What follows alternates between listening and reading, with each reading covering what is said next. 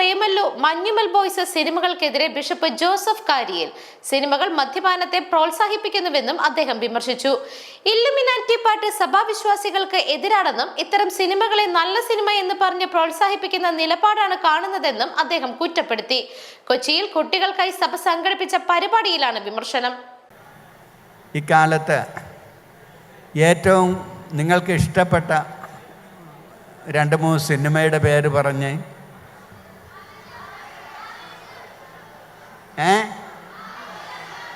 ആവേശം ഒന്ന്, രണ്ടാമതൊന്ന് പറഞ്ഞേ.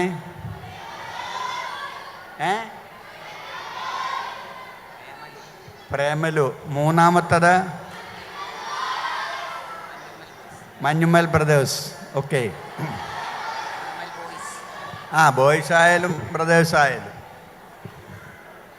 ഇത് നല്ലതാണ് എന്ന്, നല്ല സിനിമയാണ് എന്ന് നിങ്ങൾക്ക് തോന്നുന്നുണ്ടോ? നിങ്ങളുടെ ധാരണ പെശകാണ്. നിങ്ങളൊരു കാര്യം എഴുത്. ആവേശമെന്ന സിനിമയിൽ മുഴുവൻ നേരവും അടിയും ഇടിയും കുടിയുമാണ്. ഹോസ്റ്റലിലൊക്കെ പോകുന്ന കുട്ടികൾ, അവിടെ പഠിപ്പിക്കുന്ന അധ്യാപകരില്ല, പഠിക്കുന്ന കുട്ടികളുമില്ല. ബാറിലാണ് മുഴുവൻ നേരവും. അക്രമവും അടിപിടിയുമാണ്. അതെന്ത് സന്ദേശമാണ് നിങ്ങൾക്ക്? അപ്പോൾ നിങ്ങൾ പറയും, നിങ്ങൾക്ക് നമ്മളെ ഒരു പാട്ട് പാടാനായിട്ട് നമുക്കൊരു പാടാമെന്ന് പറഞ്ഞു കഴിഞ്ഞാൽ ഉടനെ നിങ്ങൾ എന്ത് പറയും? ഇല്ലൂമിനാറ്റി എന്ന് പറയും. ഇല്ലൂമിനാറ്റി എന്താണെന്ന് നിങ്ങൾക്കറിയുമോ? എന്താണ്?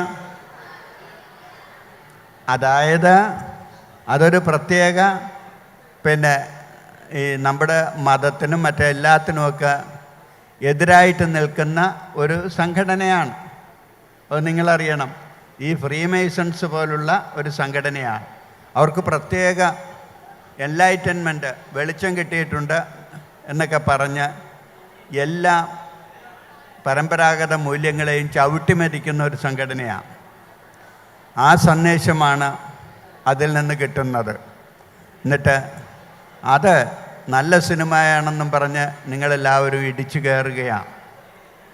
ഇനി പ്രേമലു എടുക്കുക.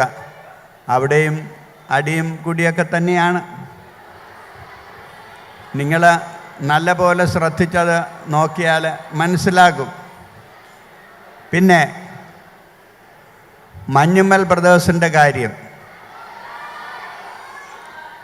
അവർ ബ്രദേഴ്സാണ്, അതുകൊണ്ടാണ് ഞാനങ്ങനെ പറയുന്നത്. ബോയ്സ് അതെങ്ങനെ നല്ല സിനിമയാവും? നിങ്ങൾ മനസ്സിലാക്കുന്നത്, ഒരാൾ അപകടത്തിൽ പോയപ്പോൾ പോലീസും ഫയർ സർവീസും ഒക്കെ ഒന്നും ചെയ്യാതിരുന്നപ്പോഴും അവരുടെ കൂട്ടത്തിൽ ഒരാൾ ഇറങ്ങി ആ 120 അടി താഴ്ചയുള്ള ആ കുഴിയിലിറങ്ങി ആ വീണയാളെ രക്ഷിക്കാനായിട്ട് ശ്രമിക്കുന്നതാണ്.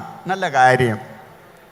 മാത്രമല്ല അവർ പറയുന്നു, അവൻ ഇല്ലെങ്കിൽ ഞങ്ങൾ പോകുന്നില്ല, ഞങ്ങളും എല്ലാവരും ആ കുഴിയിലേക്ക് ചാടാൻ പോവുകയാണ് എന്ന്. പക്ഷേ ഒരു കാര്യം ആലോചിച്ചേക്കണം. അവർ വീട്ടിൽ നിന്ന് ഇറങ്ങിയ നേരം മുതൽ വഴിനീളെ കുടിയും ഛർദിയും മാത്രമാണ്.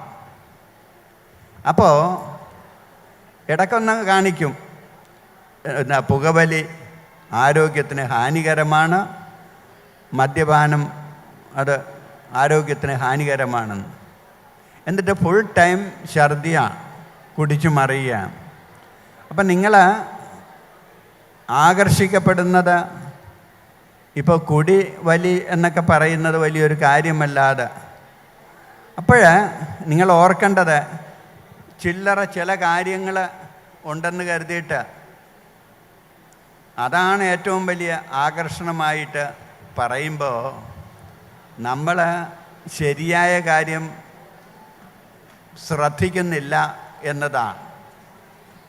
ഇപ്പോൾ സ്കൂളിൽ പോകുന്ന കുട്ടി യൂണിഫോം ഇട്ടുകൊണ്ട് പോകുമ്പോൾ പകരം വേറൊരു ഉടുപ്പ് ബാഗിൽ വെച്ചിട്ടാണ് പോകുന്നത്. ക്ലാസ് കട്ട് ചെയ്ത് വേറെ എവിടെയെങ്കിലും പോയിട്ട് വേറെ പല പണികളിലും ഏർപ്പെട്ട്.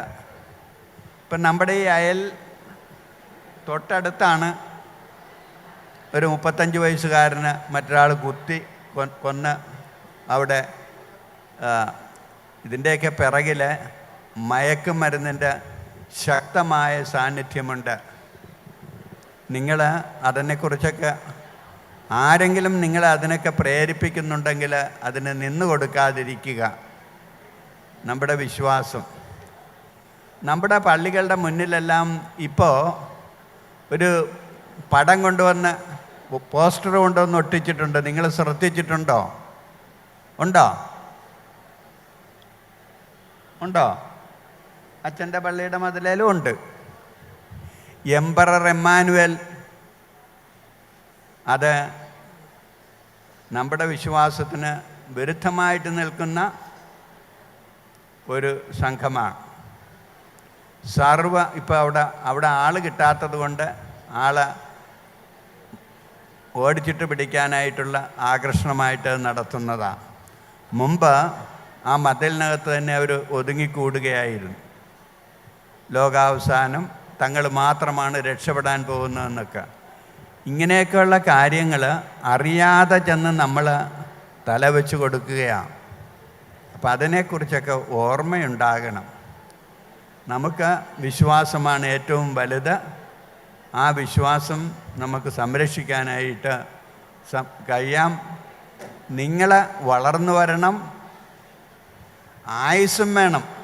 മനസ്സിലായോ? അല്ലാതെ വെട്ടി കുത്തി